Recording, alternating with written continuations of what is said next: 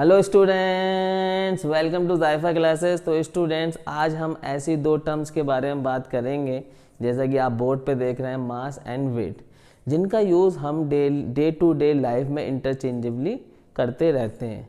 लेकिन जब हम फिज़िक्स के सेंस में देखते हैं तो इनमें हमें काफ़ी डिफरेंसेस देखने के लिए मिलते हैं, और ये डिफरेंसेस हम याद भी कर लेते हैं और ये डिफरेंसेस हमारी समझ में आ भी जाते हैं, लेकिन कहीं ना कहीं एक जो फीलिंग होती है वो नहीं आ पाती है। लेकिन इस वीडियो में 100% आप फील कर जाएंगे कि वेट और मास में डिफरेंस क्या है। तो चलिए पहले ये डिफरेंसेस पढ़ते हैं हम लोग वन बाय वन। देखिए, अगर हम वेट की बात करें तो weight is a applied force. Weight एक फोर्स है। वेट क्या है? एक फोर्स है। दूसरी तरफ अगर हम मास की बात करें तो the amount of matter present in a body is called मास। उस बॉडी के अंदर जो मटेरियल है उसका अमाउंट क्या है, क्योंकि हर एक ऑब्जेक्ट छोटे छोटे पार्टिकल्स एटम से मिलकर बना है, तो वो जो एटम्स हैं उनका अमाउंट क्या है उस बॉडी के अंदर, वही उसका मास होगा। नेक्स्ट पॉइंट की बात करें अगर हम, तो it is a vector quantity.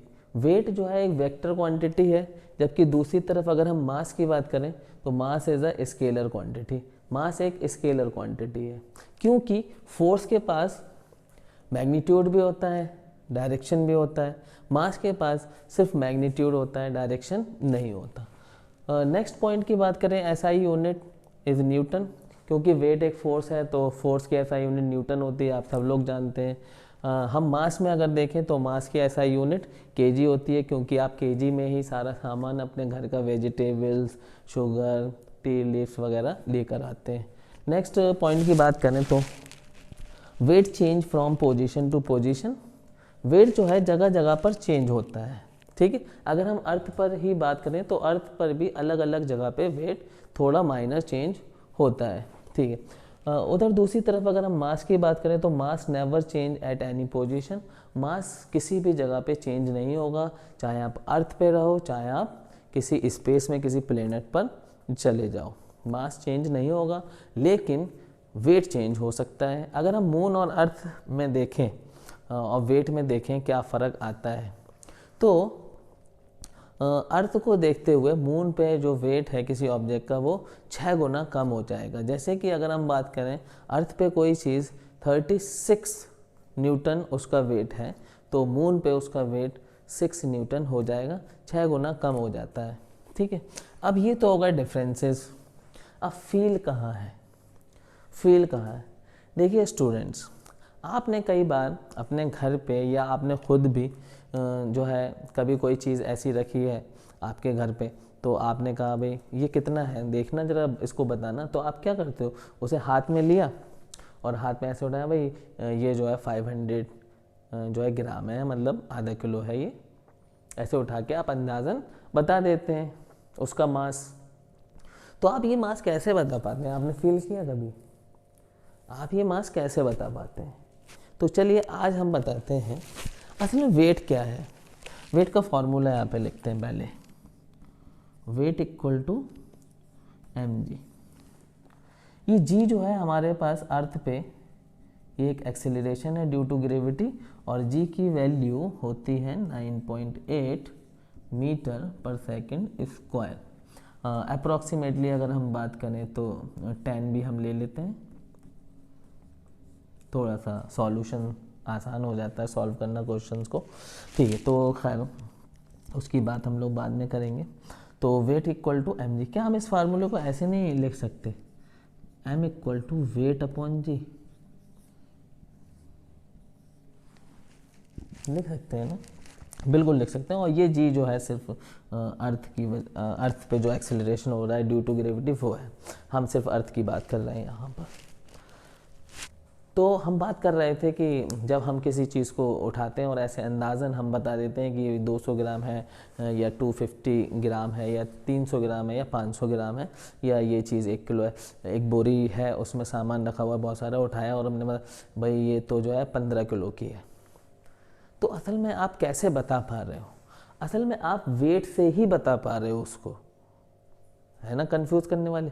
उसके वेट का अंदाज़ा लगा रहे हो आप। जब आपने 100 ग्राम का कोई चीज़ अपने हाथ पे रखी, अब वेट की खासियत क्या है? अर्थ लगाती है ये वेट, अर्थ ये फोर्स लगाती है उस ऑब्जेक्ट पे जिसमें मास होता है। अब इसमें मास है 100 ग्राम, तो अर्थ इसको खींचेगी, अर्थ इसको खींचेगी, वेट इक्वल टू mg।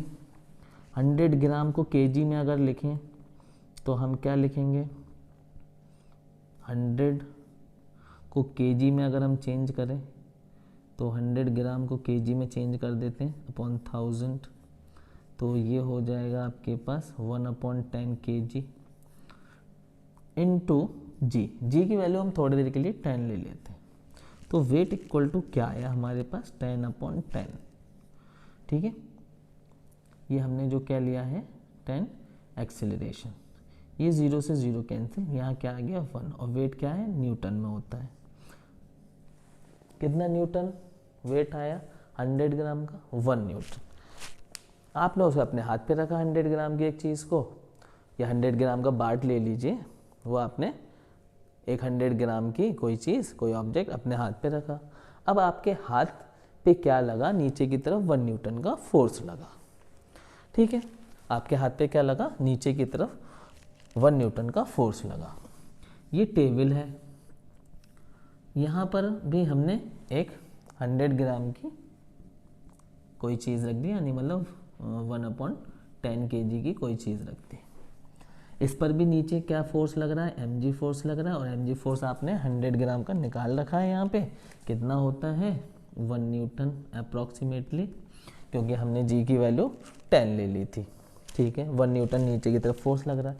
ये नीचे गिर क्यों नहीं रहा, क्योंकि न्यूटन का फर्स्ट लॉ कह रहा है अगर किसी चीज़ के ऊपर नेट फोर्स 0 नहीं है तो फिर वो एक्सेलरेट करेगी वो चीज़, और ये एक्सेलरेट नहीं कर रही, नीचे नहीं गिर रही, या टेबल के ऊपर रखी हुई है। इसका मतलब इस फोर्स को कोई बैलेंस्ड कर रहा है, और ये बैलेंस्ड हो रही है, ये टेबल इस पर ऊपर की तरफ एक फोर्स लगा रही है। इसको हम कहते हैं नॉर्मल रिएक्शन, इसको R से भी दिखाते हैं। नॉर्मल फोर्स लग रहा है ऊपर की तरफ, या कह सकते हैं नॉर्मल रिएक्शन, ये बैलेंस कर रही है। अब ये नॉर्मल कितना है, नॉर्मल फोर्स mg के बराबर है इस कंडीशन में।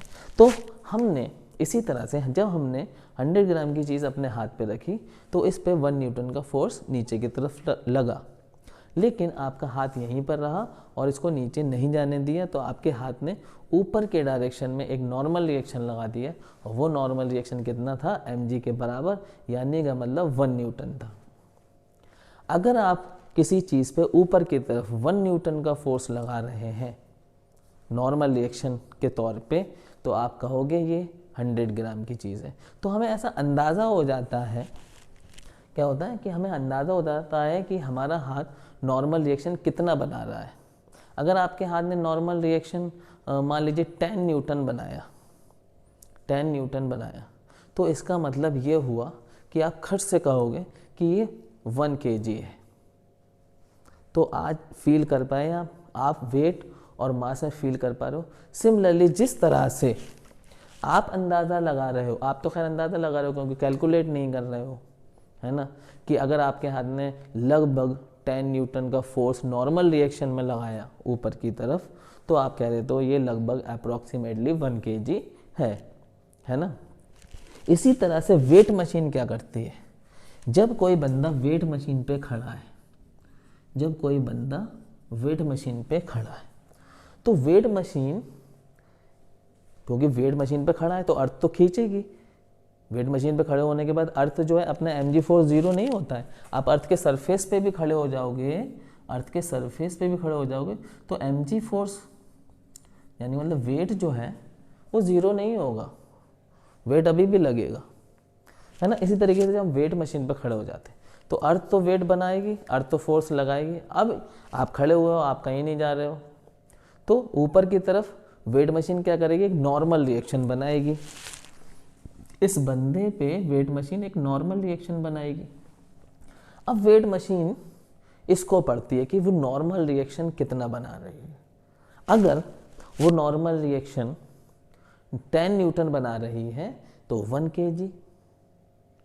अगर वो नॉर्मल रिएक्शन वेट मशीन कितना बना रही है, 10 न्यूटन का बना रही है नॉर्मल रिएक्शन, तो वेट मशीन दिखा देगी ये चीज़ जो मेरे ऊपर है वो 1 kg है। अगर 20 न्यूटन बना रही है तो 2 kg है। इसी तरीके से अगर जो है 30 न्यूटन बना रही है तो 3 kg है। इस तरीके से वेट मशीन में यहाँ पर मास आ जाता है। तो आज मैं ये समझ रहा हूँ कि आप ये फील कर पाए कि वेट और मास में फ़र्क क्या है। असल में वेट मशीन इस फॉर्मूले पे काम कर रही है, इस फॉर्मूले पे। तो मैं ये उम्मीद कर रहा हूँ कि आप वेट, ये डिफरेंसेस तो आपकी समझ में आ ही गए होंगे। और आज मेन डिफरेंसेस जो आपके दिमाग में चल रहा था काफ़ी टाइम से कि आखिर वो फील नहीं आ रहा था, लेकिन आज वो फील मैं उम्मीद कर रहा हूँ आ गया होगा। तो wish you all the best.